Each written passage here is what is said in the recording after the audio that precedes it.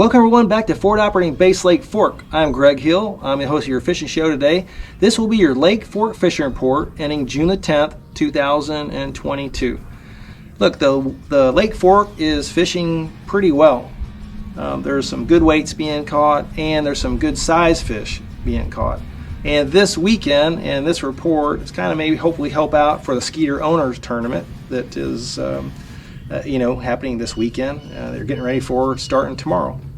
But the lake, so again, the water temperatures right now are starting in the mornings in the high 70s, and then by the late afternoons they're in the 80s, 84, I've seen 85.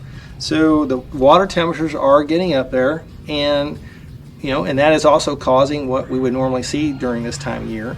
The fish are beginning to move throughout the day into some of their, their more steady, stable summer holding areas where they could start, basically suspending in certain areas or starting to form up in larger schools. And I'll talk about that in a little bit. So I'm going to talk about the baits and what I did this week. But, the bottom line is if you saw my last week's report, I told you what I was going to do. And this week I've pretty much executed that game plan. I didn't have to change it, very much at all. I am starting off in the morning for the most part shallow, and I am throwing Zara Spooks. So you can see it. This is the junior, and you can see I'm mostly throwing the one in the natural shad color. That is getting me a lot of bites. I was throwing some of the larger ones, and I wasn't getting as many bites, so I downsized it, and I am getting more bites now. And some of the fish aren't the biggest fish, but I'm definitely getting more bites. It seemed like the larger one just wasn't pulling in the fish, and either large or not. And I've caught plenty of larger fish on the smaller one, but I'm just getting more other bites. Maybe get them to school up, a little bit more. But that's what I'm kind of starting throwing off. And where am I throwing that? I'm throwing it out on any kind of wind-blown hard clay point that I can throw on. And I'm throwing anywhere from probably 6 to 8 inches deep out to maybe 3 feet deep on those points. I'm really working the shallow side, with this topwater bait and working it through there. And what I'm noticing a little bit is that on these larger clay points, they've been out for a while, and there's these scoop out, there's these little holes that are in that clay point. And I think what's going on, the fish are actually sitting down in those holes. And as that lure comes over the top of them in their hole looking up, so it may only be a foot deep there, but the hole's another 8 inches deep in there, so it's got some depth, more depth that it can sit in. And when something moves over the top of it, they're just coming out of it and hitting it. And look, I'm getting some explosive hits. They're knocking the plugs out of the water, they're creaming the plug. So I had some very aggressive pull. My son was fishing with me on his birthday this past weekend, and the larger one that he caught ended up just kind of sucking it down. He said, Dad, if I hadn't been looking right at it, I probably would have missed it, because it looked like he just came up behind it and just sucked it down. And I had one that did that this morning, so a little different hit than the normal topwater bait, when that just kind of sucking it down. So, and then additionally in the morning, I am throwing a Carolina rig, and generally speaking, throwing these. I've thrown a white color, if the water's a little muddier, but if the water's clear, slightly stained, I'm throwing this red flake, and it's got the tail dyed chartreuse to kind of look like a bluegill. There are a lot of bluegill that are finishing their spawn right now and kind of moving out into these trees. And if I've seen it many times, but as the bluegill finish spawning and move out, they actually will displace crappie. There's been some crappie out in some trees out here in front of my place, and the crappie have been pushed out for high bluegill now. The bluegill have totally overrun those places, and they're sitting in those trees in those areas. So what else have I thrown in the morning on some of these points that caught some fish? Throwing a square bill, like a small shallow running, crankbait chartreuse color, through there, and bounce that off the bottom. Getting bites on that. I've thrown a chatterbait, just a whitish chatterbait, and this is the cross-eye one. So I got some of the new cross-eyes, and I like them. So it's got a pretty good beat to it, and it doesn't have that problem with some of the older chatterbaits that they tend to take a while to get the vibration going. This picks up the vibration pretty quick. So it's I think it's a good product, and I think they're only about $10. So I'm not sponsored by them, so I'm not getting anything out of that, but I think they work pretty well. And the other thing, you can hop through these areas if you're near bluegill beds, type thing, but that kind of comes out. But I'm throwing this football head, kind of, bluegill colored jig, and I've got a Lake Fork Trophy Lures Sassy Shad on there in a chartreuse and orange color, and that's really to get that bluegill color look as I'm hopping it through these areas. And I use this later on when I get down to the next part. So, look, some of the other places I'm moving right from there then, once that's done. And look, and I'm moving around real quick. So if you go out to a point and I throw at it for, 10 minutes, I don't get a bite, boom, I'm gone. I'm going to the next point. And it may be less than that. If I can cover it fast enough, get a couple throws, fan cast it completely, and if I don't get anything, I'm on the way. Look, the more people you got throwing them, the better. You can cover it quicker and then move to the next point. And that's another thing. If you got more than one person throwing those baits, you can kind of get there and cover the whole area. But once you think you cover it, just move out. If those fish are there, they've been hitting it, and so either they're probably just not there or they're not biting, so just move on to the next point. You'll come across a school of them that are. So that's what I'm doing just initially, first thing in the morning. And, just depends on the sun, and if there's clouds and all kinds of stuff, how long I might do that. Because I had some in the other day, in the middle of the day, that were catching it. So just because there was wind on the point, and it kind of kept them in there, I guess. But now I'm moving slightly out. So a couple things when I'm doing that, and that's what I talked about last week. So I can either go fish after I get out of that shallow water. I can either decide to go fish some bluegill beds that are generally between 5 to 10 feet, and I can throw big worms through them, and I'll show those. Or I can throw that jig, hopping it through there, looking for that bite. Trying to get rid of the bluegill, try to get a big bass trying to get a bluegill. So I'll do that, and then I'll also throw the crankbaits. This is a Fritz flat side, just a basic shad color. I'll move out a little bit, see if there's any bait fish showing up on the sides imaging or in my my forward-looking sonar, and I can work that.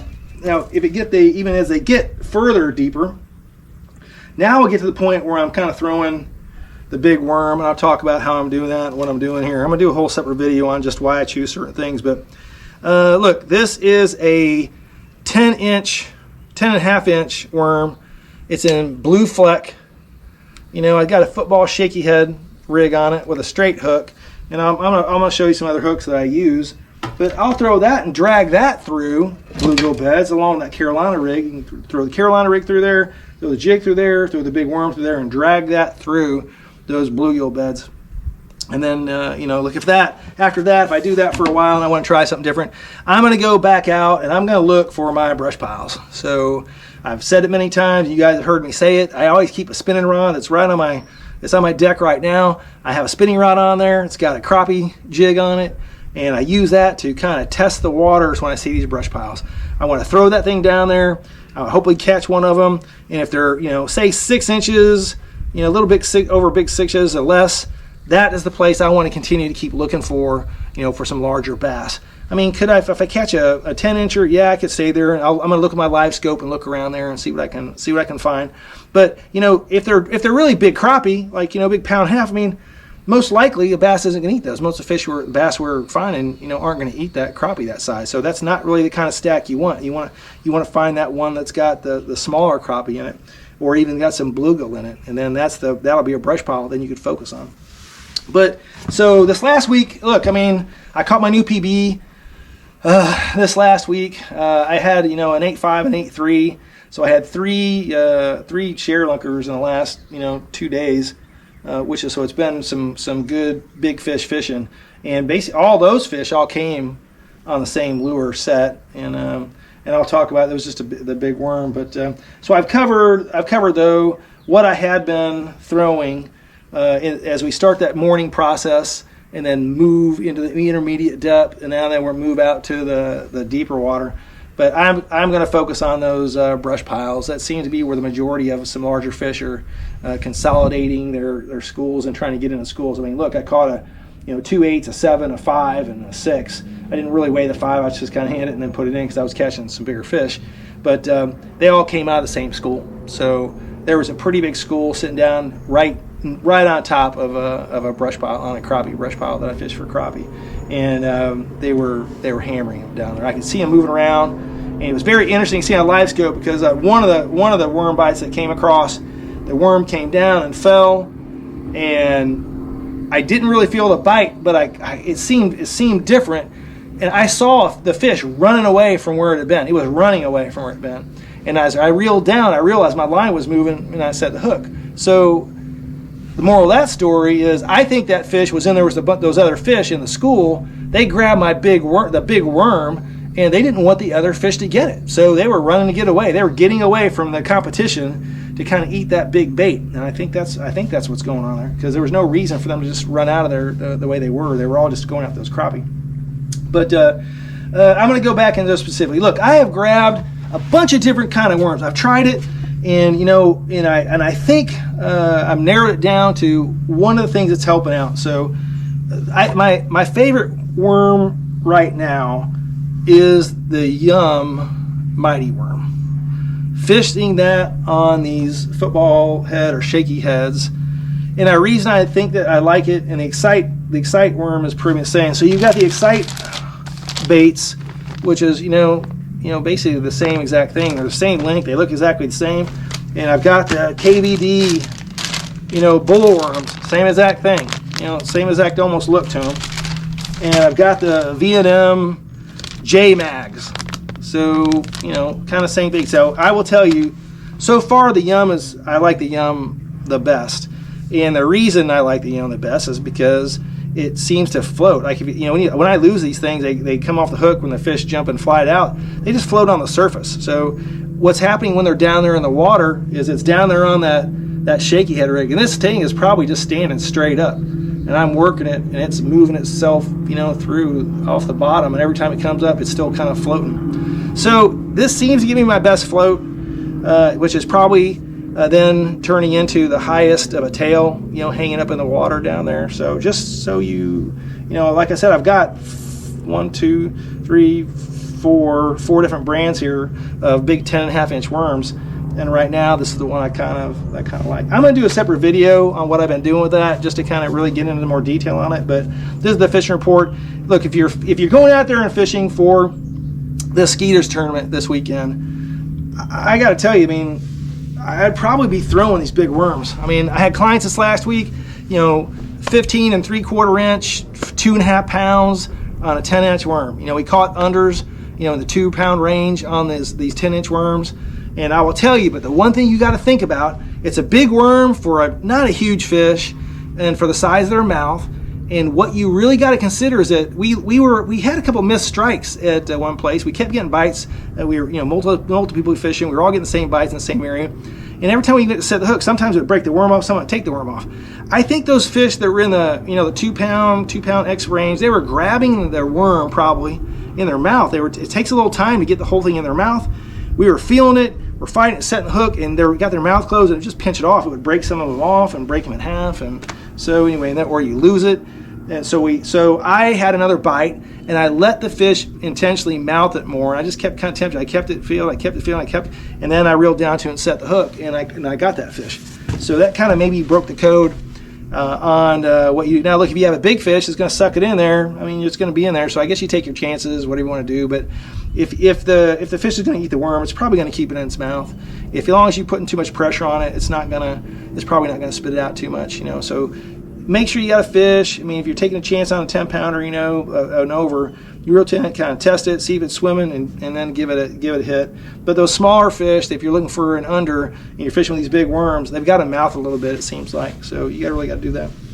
So let's see. I talked about the shallow stuff. I talked about the intermediate, really, because my intermediate and deep are kind of the same lures, except for that one crankbait. But the big worms for this last week, the big worms have definitely been the story. So, and I would just tell you, the best color I've had is Bkue Flek. Now, there's some other colors that are close to it. There's Junebug that Yum has. They're pretty close. And I really wasn't throwing them, but I seem to have the most luck with the Bkue Flek. And, look, I hope somebody catches some big fish during the tournament. I wish I could fish this tournament. I'm actually sitting here at my property, and I've got three of my Skeeter boats. I have my Skeeter boat from 10 years ago, who someone bought from me. I have my Skeeter, because I'm on the Diamond Sports, Marine staff for the Skeeter up here out of Yantis. I have the one that I just traded in and got my new boat. It's sitting in my new boat, but I have my one for 2 years ago that I traded in. It's sitting here because they're fishing with me. They're fishing here for the Skeeter tournament, staying at my place. So I got you want to joke about it, we got the son, the father, and the grandfather Skeeter boat here at my place right now, and it's kind of fun to have everybody here and them fishing the tournament. But I miss fishing the tournament. Really good luck to everybody out there fishing the Skeeter tournament. I hope you have a great time. It looks like it's going to be, sunny, not a lot of wind. So I think you're probably going to end up fishing a lot of those brush piles, or even this. Remember this, when you get a lot of traffic out there, a lot of pressure, these fish are going to start suspending out there. And even though I caught my first, I told you last week, I'd caught my first Alabama rig fish, I didn't do much of this week because I was having pretty good luck, with the big worms. So I would think that maybe in some scenarios, the flutter spoons and Alabama rigs could start to play a role here, coming in for some of these bigger fish and looking out in these suspended areas, especially if you're starting to see the clouds of the bait fish showing up in this deeper water and in these larger schools, because that's what we expect to start seeing here pretty soon. Anyway, look, I am Greg Hill, and the only thing I do want to add one more thing. Look, Lake Fork Trophy Lures gives a 10% of the sale to the Folds of Honor charity that is for Gold Star families. And if you happen to be in the market to be buying some kicker tails, to be buying some swim baits, large swim baits that I use, and then if you want, or use them on your chatter baits or on your spinner baits as trailers, if you're looking for anything like that, please make sure to check out the Lake Fork Trophy Lures and use the code FOH on your purchase, and that stands for Fold of Honor. And you can help out a family that had lost a loved one in one of the combat zones. So something, it's something I like supporting. So look, I am Greg Hill. I'm going to sign off, but remember our motto here at Forward Operating Base Lake Fork: leave no fish behind. You guys have a great day fishing.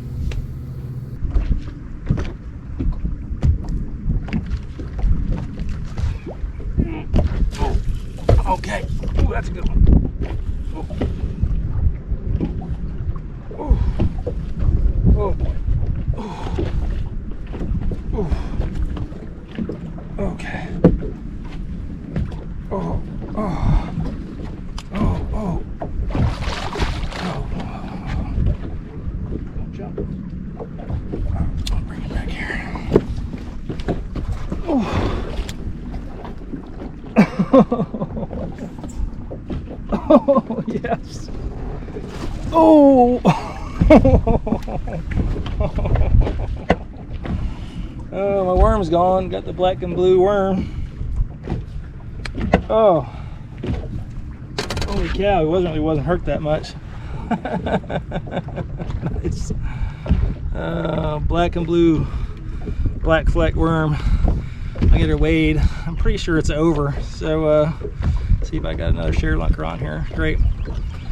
Bkue Flek worm, 12-inch on a football head, shaky head, basically. So anyway, just throw those deep big worms. Ooh, there we go. That's a good one. He's pinned up. Ooh. Nice jump there, man. Get away from the power pole.